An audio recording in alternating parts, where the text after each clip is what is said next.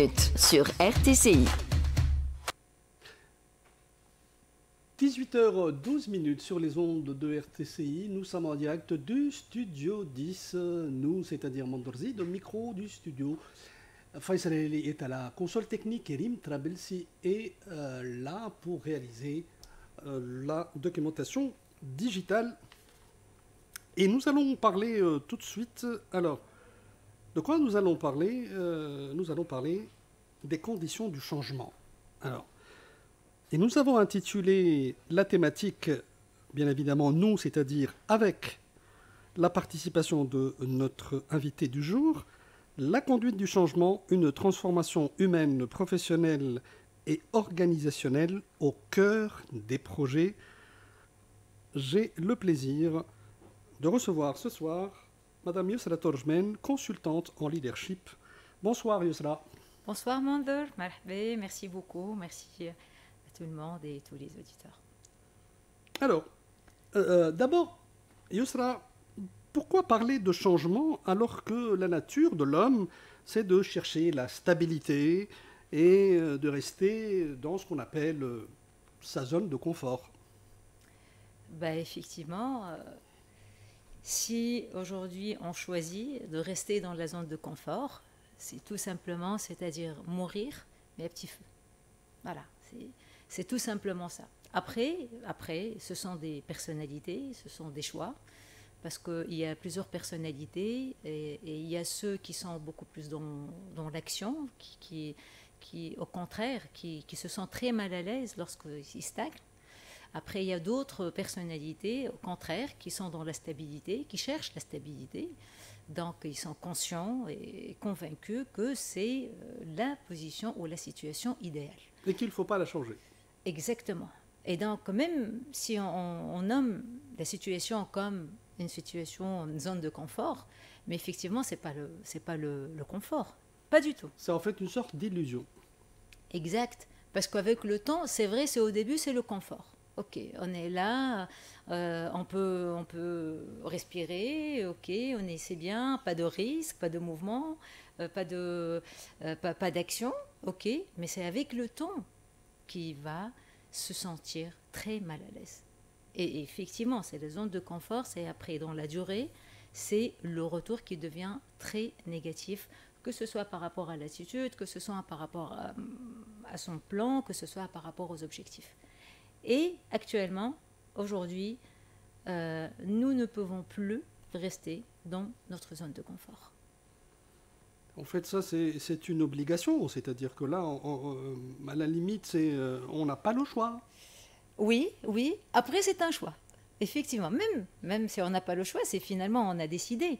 Donc si on décide de rester dans la zone de confort, tant mieux pour la personne, mais après il va se sentir très très mal à l'aise et finalement il n'est pas dans la bonne décision pour être en phase avec ce qui se passe aujourd'hui dans la société. Donc aujourd'hui c'est un choix. S'il va choisir de rester dans la zone de confort, ok. Si il choisit de passer, de prendre le risque d'avancer avec le mouvement, d'être en phase avec ce qui se passe, c'est à ce moment-là, c'est vrai, au début il va se sentir un peu dans la peur, dans la résistance, c'est vrai au début, mais après il va vraiment savourer tout le résultat du changement. Mais Yousra Torjmen, si en restant stable et que les choses marchent à merveille, pourquoi veux-tu qu'il change de situation ou d'allure? Justement, c'est sa conception. Peut-être c'est sa conception de la chose. Je suis bien, je suis en train de réaliser mes objectifs, je suis là dans la situation idéale, mais le problème, il voit que au niveau du court terme, c'est sur le court terme. C'est au niveau de long terme, il y a énormément de choses qui changent et qui changent vers le bien. Après, c'est toute la notion de risque derrière. Parce que c'est ça finalement. Quand est-ce qu'on passe à l'étape suivante? C'est lorsque notre conception du risque, c'est elle qui nous freine, ou au contraire, elle va donc nous motiver à aller vers l'avant. Et là, il y a le fameux dicton qui dit je ne risque rien. Voilà, je ne risque rien. Si je ne fais rien, je ne risque rien. Oui, Oui. effectivement, si on est ambitieux, si on veut aller plus loin, si on veut découvrir qu'est-ce qu'il y a au-delà des frontières, au-delà du périmètre, c'est extraordinaire. D'ailleurs, c'est pas moi qui le dis. Aujourd'hui, par exemple, on a passé par la période du Covid. Oui. Les entreprises, finalement, qui ont vraiment fermé leurs portes, c'est les entreprises... Il y en a un tas. Hein. Bah oui, énorme, et beaucoup. C'est les entreprises, malheureusement, qui n'ont pas su comment changer rapidement et comment, justement, accepter ce changement et ajuster leur action pour aller vers l'avant. Et ça a coûté très cher pour eux. Donc aujourd'hui, ceux par contre qui ont réussi, c'est ceux qui étaient dans la rapidité, dans l'agilité, et ils ont compris que la seule solution, c'est d'avancer. Après, comment avancer et à faire quels dégâts? Ok, ça se discute. Ça se discute, oui. Exact. Mais l'essentiel, qu'on avance, on répare, on corrige, on ajuste, et hop, on avance. Et c'était ça la leçon du Covid, d'ailleurs. Alors, Youssef Tojmen, quelle est la part humaine dans le changement alors que nous disposons de plusieurs outils pour opérer une métamorphose, hein? Exact. En fait, on ne change pas l'organisation. On ne change pas les organisations. Par contre, on aide les gens à changer. Et ça, c'est très important. Ça, c'est une nuance, hein? Oui. C'est quelque chose qui est nuancé. Je ne change pas l'organisation, mais je change les gens qui constituent cette organisation. Changer, effectivement. Si on aide les gens à changer, si les gens changent, si on les aide à vivre le changement sans peur, sans stress, sans résistance, c'est à ce moment-là, en fait, qu'on va réussir toutes les transformations, que ce soit au niveau professionnel ou même au niveau personnel. Parce que tout d'abord, le changement, c'est humain. C'est humain. Heureusement. Oui, et quand on dit changement, en général, définition, c'est égal à la résistance. Changement, résistance. Et c'est humain. Après, le degré de résistance, ça dépend aussi de beaucoup de choses, du contexte, de la personnalité, de la personne. Mais aujourd'hui, pour aller aider les gens à, on va dire, passer le cap. Oui, c'est bien le terme, oui, passer le cap, c'est ça. Exactement. Il faut les aider. Parce que finalement, dans les entreprises, que ce soit dans les entreprises ou dans la vie personnelle, quand on parle de changement, on va parler de la peur. On va parler des doutes. Est-ce que je peux le faire? Est-ce que je vais réussir? Est-ce que c'est moi? Pourquoi justement changer alors que voilà, je travaille pendant 20 ans, 25 ans avec la même procédure? Et ça marche. Je dois m'occuper, par exemple, de tous les détails au niveau de mon département. Je dois m'occuper et je ne délègue pas. Et ça marche. Alors, je ne sais pas comment... Est-ce que ça marche? Est-ce que c'est efficient? C'est peut-être efficace, mais ce n'est pas efficient. Mais il y a des responsables qui ne délèguent aucunement à leurs employés et qui doivent regarder et s'occuper de tous les points, y compris l'électricité qui fonctionne ou qui ne fonctionne pas, ou les toilettes qui sont propres ou pas. Excusez le terme. Écoute, en fait... Qu'est-ce qu'on doit faire pour cette personne déjà? Le changement ne vient pas brusquement. C'est déjà le premier pas. C'est pas un déclic. Effectivement, sinon tu vas faire peur aux autres. 1. 2, si on est dans le micro-management, en quelque part. Alors c'est quoi le micro-management, Tojmen? Si tu me dis je suis dans les détails des détails alors que vous êtes un haut responsable. Oui. C'est le cas. C'est pas non plus de ton périmètre. Sinon, mais je suis convaincu que les choses doivent se faire de cette manière. Effectivement, parce que c'est l'habitude. Parce qu'il a travaillé comme ça pendant 25 et 35 ans. C'est vrai. Donc pour lui, c'est une démarche qui a apporté ses fruits. Et donc du coup, pourquoi la changer? D'accord. Maintenant, pourquoi en fait tu ne changes pas? Et facilement. Ben, certainement, il y a des raisons derrière. Mais une des raisons, c'est la peur. C'est la peur. Alors, c'est au fond de lui, c'est je vais perdre le contrôle. Si je délègue, je vais perdre le contrôle. Et pour moi, si je suis là, je contrôle, synonyme, je contrôle, donc je suis là et je suis le bon manager. Et c'est comme ça que ça marche. Donc au final, la peur, je ne donne pas confiance aux autres, je ne délègue pas, effectivement, et c'est pas que ça, parce que déléguer, en quelque sorte, c'est être tolérant par rapport aux erreurs. Oui. En quelque sorte. Oui, Et vrai. c'est aider les autres pour avancer et pour évoluer. C'est comment? C'est être tolérant aussi par rapport aux erreurs. Mais c'est ça mon rôle. Si je suis le manager, je suis là pour accompagner l'équipe et je suis là pour les aider à évoluer. Donc, si aujourd'hui, à chaque fois qu'il y a quelque chose qui ne marche pas, c'est les détails. Je suis là, je ne délègue pas, je ne donne pas confiance aux autres. Et finalement, c'est la peur qui me domine. Et c'est pour cette raison que je te dis, aujourd'hui, si on veut créer du changement ou conduire le changement, il faut aller accompagner les autres. Et je mets l'accent sur accompagner. Parce qu'aujourd'hui, même dans les entreprises, si aujourd'hui... On va en parler. Oui, même dans la vie personnelle. Si aujourd'hui, tu vas venir pour tes enfants, te leur dire, allez, ok, aujourd'hui... par exemple, tu vas venir avec une décision, on va dire, importante, et vous allez dire aujourd'hui, ok, alors vous avez l'habitude, je ne sais pas, de faire des cours particuliers, par exemple en mathématiques, et vous allez dire, allez, à partir de lendemain, il n'y a plus des cours personne, ok? Et chacun, il va travailler seul, et voilà, et je suis très exigeant par rapport aux résultats. Est-ce que tu t'attends, voilà, à quoi tu t'attends? Ben justement, la première chose qu'ils vont résister, bien qu'ils savent, peut-être, c'est la bonne solution.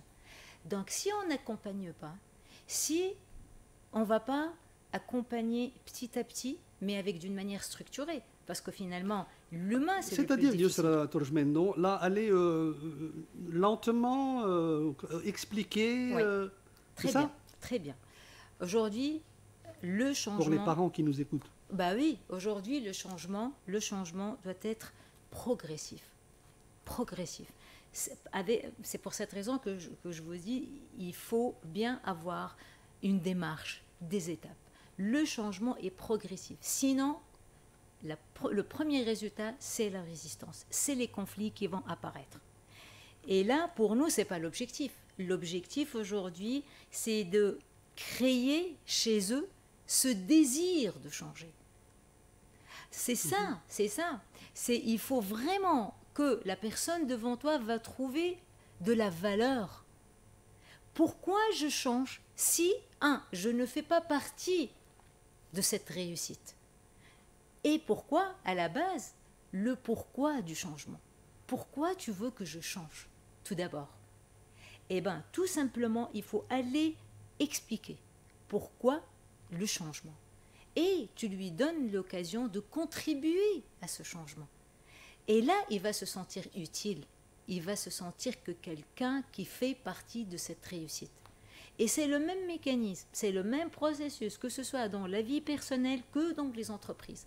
Aujourd'hui, quand le chef d'entreprise, le manager qui va venir, qui va dire, ok, à partir de demain, on va mettre en place ce processus-là. Est-ce que tu vas t'attendre que tout le monde va y adhérer? Exactement. Oui, bien que l'objectif, il est top. L'objectif, c'est de réduire, je sais pas moi, réduire les coûts, réduire l'effort, réduire l'énergie. Mais du moment qu'on ne communique pas, du moment qu'on est là pour les accompagner, eh bien certainement que soit ça va être un échec, soit le changement va prendre plus de temps que prévu. Et du moment qu'on doit comprendre ces détails-là, c'est à ce moment-là qu'on va suivre, on va dire, ces étapes-là pour arriver au résultat. Le changement n'est pas facile, il y a toute une courbe. D'ailleurs, la première étape de la courbe, c'est le choc et le déni. Oui. La première chose. Donc, c'est pas par hasard que lorsque tu mets quelque chose de nouveau, tu vas trouver de la résistance. Donc, du moment qu'on est conscient de ça, il faut aller par étapes. Il faut travailler beaucoup pour réussir les transformations sur la communication. Il faut beaucoup communiquer. Et déjà, c'est un message pour tous les managers aujourd'hui et tous les responsables de transformation ou de changement. Il faut aller communiquer. Et même comment communiquer, ça se travaille. Même le message, même le speech. Sur quoi je vais mettre l'accent. Et chaque parole, elle a sa propre mesure, elle a son propre poids, elle a son propre impact. On ne peut pas se permettre de dire n'importe quoi parce qu'on risque de froisser des gens, on risque de décevoir des gens, on risque d'être incompris. Absolument. Et moi, je rajoute quelque chose d'autre, le timing. En plus du timing. Parce que finalement, comme j'ai dit, donc c'est tout un process. Le changement, c'est tout un process. On ne communique pas la même chose au début du projet de changement, comme au milieu, comme à la fin. Non. À chaque timing, à chaque, on va dire, étape, à chaque phase plutôt, et là, il faut concevoir le message personnalisé pour qui et comment. Et là, c'est l'apanage donc, des professionnels comme vous, par exemple. C'est-à-dire que ceux qui sont des conseillers ou des consultants en leadership. Absolument. Parce que c'est quelque chose qui est spécialisé, je veux dire, qui est fait par des gens qui ont fait des études et qui connaissent très bien leur sujet. Absolument, absolument. Aujourd'hui, c'est pour cette raison aujourd'hui qu'il y a bien sûr des experts dans le domaine qui savent très bien comment communiquer, il y a plusieurs modèles aussi. Il y a plusieurs modèles aujourd'hui de point de vue scientifique qui peuvent être implémentés dans les organisations. Il y a le coaching, il y a l'accompagnement et aussi il y a des outils et des approches. Bon, mais le terme coaching ne me plaît pas beaucoup, Yossala Tojmen, parce que malheureusement, on en voit trop, surtout sur les réseaux sociaux. Alors on ne sait pas quels sont les bons, quels sont les mauvais, c'est ça le problème. Malheureusement, oui. Il y a des personnes qui se déclarent être des coachs de vie, des coachs de machin, des coachs dans pas mal de choses qui ne vous effleurent même pas l'esprit.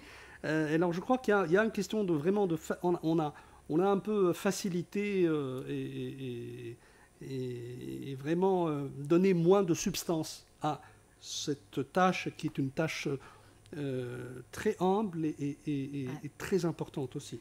Moi, de toute façon, je vous joins énormément, effectivement, parce qu'aujourd'hui, on peut causer des dégâts, mais franchement des dégâts, et je pèse bien mes mots. C'est dangereux. Oui, à certains moments. Donc, le coaching, c'est pas juste le terme coaching, c'est tout un travail de fond, c'est tout un travail scientifique entre guillemets, mais je dis plutôt il y a carrément donc une approche bien définie, il y a des normes, des compétences, il y a des standards. Exactement, il y a des standards internationaux aujourd'hui avec lesquels travaillent aujourd'hui, comment tu accompagnes des personnes, chaque personne a sa problématique, chaque personne a sa personnalité, sa façon de faire. Et probablement des éléments de psychologie, de psychanalyse. Absolument, donc c'est pour cette raison, en général, le coach ne sont pas des psychologues ni des psychanalystes, de toute façon, pas du tout. On est là pour accompagner, mais accompagner avec, bien sûr, on dit, l'outil le plus puissant en coaching, c'est le questionnement. L'outil le plus puissant, c'est le questionnement. Et c'est ça le rôle aujourd'hui, ou la posture aussi du coach, c'est aller vous poser les bonnes questions, des questions puissantes qui vont t'aider à voir certaines pistes qui sont jusque-là étaient cachées. Et donc, bien sûr, il y a d'autres outils, bien sûr, il y a d'autres des ramifications peut-être, si je peux dire, au coaching, il y a beaucoup d'autres outils. Mais en général, les coachs, ils sont là pour accompagner. Ni vous êtes un médecin, ni un psychologue, c'est vraiment hors de périmètre. Le coaching, il se base sur le présent et le futur. Et comment choisir son coach, Yossala Tojmen ? Bonne question. Très bonne question. Heureusement, de toute façon, certainement, les bons coachs ont quand même une bonne réputation. Il y a des gens que tu peux aller les demander s'ils étaient passés ou ils étaient coachés par ces coachs-là. Mais c'est vrai, dans la masse, on ne peut plus savoir quels sont les bons coachs, quels sont peut-être les moins bons. Voilà. Mais après, bien sûr, moi je dis toujours, ceux qui sont bons, ils laissent toujours des résultats, des bons résultats, des recommandations que tu vas trouver chez des entreprises, une bonne réputation derrière, des familles ou des personnes qui sont là pour vous recommander certains noms. Et donc, heureusement, de toute façon, c'est ça finalement le capital. Le capital, c'est ta réputation. C'est pour cette raison aujourd'hui qu'il faut vraiment faire attention. Je crois que ça passe ou ça casse, hein, parce que dès lors que vous faites votre travail de manière professionnelle, là, vous êtes choisi. Mais sinon, là, si vous le faites mal, là, ça y est, vous êtes oui, bien sûr, même dans le process d'accompagnement, tu as des résultats, tu as des KPI derrière, il y a KPI de suivi, des réunions tout le temps avec les managers ou avec le coaché pour voir un peu le progrès, il y a des KPI, il y a... Non, c'est des choses... C'est-à-dire qu'il y a des données qu'on analyse et il y a une évaluation progressive et constante. Absolument. Et sur la durée, qu'on va travailler, qu'on va évoluer effectivement l'avancement et le progrès par rapport à certaines thématiques. Alors, il y a une question qui me taraude, mais qui taraude aussi plein de gens du côté professionnel. Comment vont évoluer les métiers et les postures en cette époque où l'IA est là, elle est partout. L'intelligence artificielle est partout. Et là, on nous parle de millions d'emplois que l'on va perdre, des centaines de fonctions qui vont disparaître.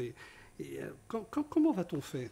Absolument, absolument. Et c'est ça le changement. Voilà. Non. Donc le changement qui va justement, et qui va évoquer justement... Et le changement est cyclique. Non, on peut dire... Moi, peut-être... Les époques, il y a toujours des changements. Absolument.